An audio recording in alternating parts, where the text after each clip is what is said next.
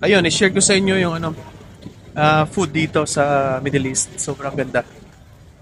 Ay ipapakita ko sa inyo yung mga section ng andun yung section ng mga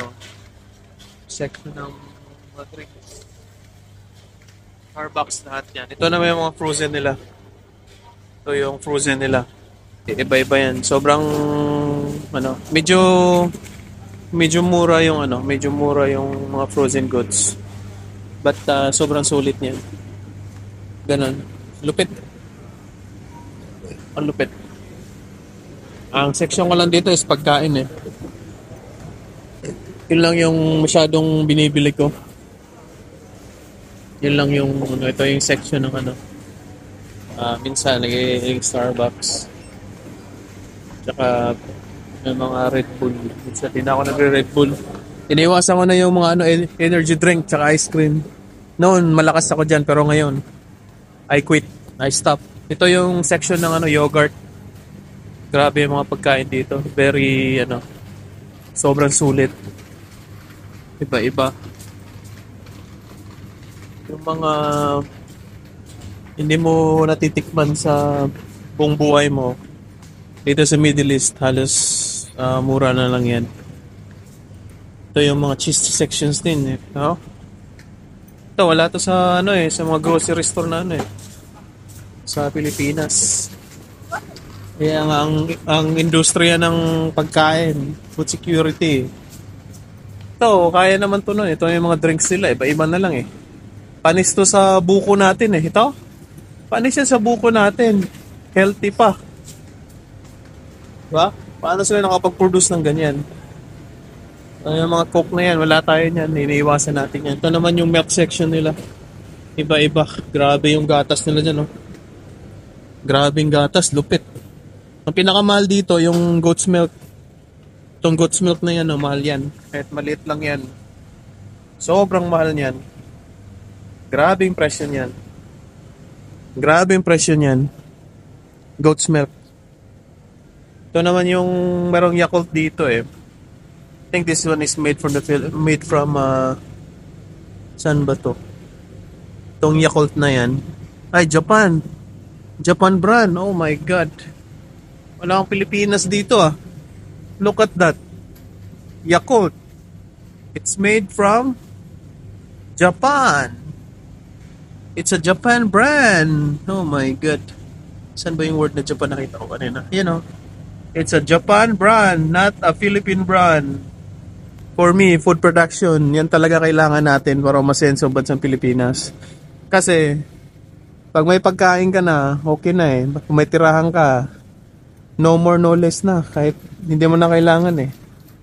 Ganon kahalaga yung food security.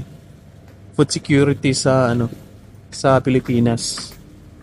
Ibang-iba dito sa bansa, sa gitnang silangan. Grabing yogurt nila. Yogurt yan na. Iba-iba yan. Pero matamis yan. Sugar yan. Masisira buhay mo dyan. Ito naman yung coffee din. Iba-ibang coffee variety. Masisira din buhay mo dyan. Diabetes yan. Masisira buhay mo dyan. Kaya hindi ako nag-ano dyan. Yung sa akin mga natural na pagkain. Doon lang ako bumibili dyan. Yung mga yogurt na yan. Ito naman is mga ice cream. Gusto mo ng ice cream? Sabi. Hindi ako kumakain yan pero pwede ka dyan. Mga ice cream na yan. At yan, ganito dito. Malupit. Yung pagkain. O salad with cheese. Salad. Yan. Feta cheese salad with za'atar. That's my favorite. The other one is feta cheese masala with vegetables.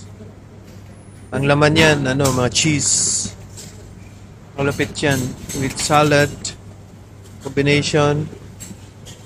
Olive salad. Greek style. Sliced olive salad.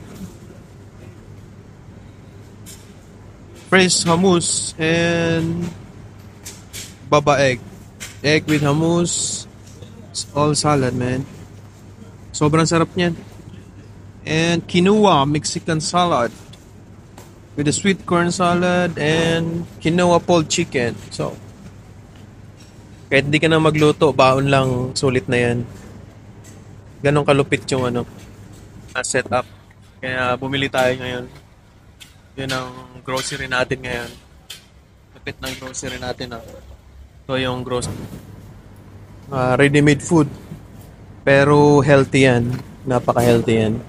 Kailangan na lang natin is bread. Bread na healthy. Daming bread, oh. Pastries. Pastries area. Bake yan. Bake pastries. Ganito sa Lulu Supermarket. Napakalaking grocery store. Yan. Ito naman yung area ng cheese. Cheese area nila yan. Grabe dyan. Sobrang sarap ng mga cheese. So, food production pa rin kasi lahat ng halos kada day off namin, ito lang yung ginagawa namin, bumibili ng pagkain. Kaya pagkain talaga yung solusyon sa Pilipinas pag na-manage ng maayos yung food production. Kaya pinopromote natin yan.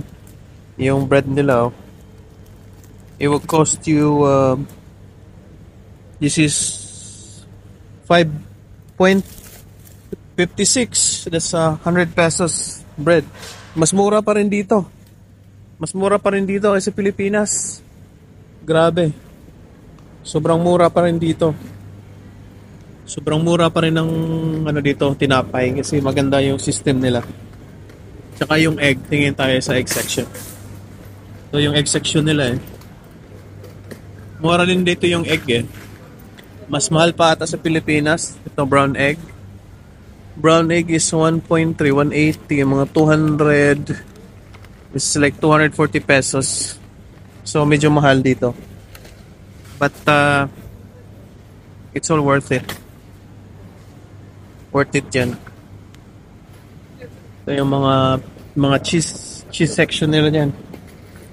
Grabe yan, cheese section.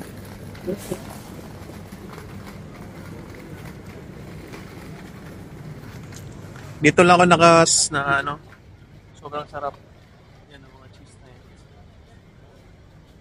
Sarap yung cheese. Pero balikan ko lang dito. Balik ako dito. Yun. Yun lamang po at at least na i-share natin na ganong kahalaga yung food production na pag yan ang ginagawa natin ng paraan, masusolve natin yung kahirapan na nagpo-produce tayo ng sa mga lupa natin, ganong kahalaga. Yun lamang po at ingat po kayo.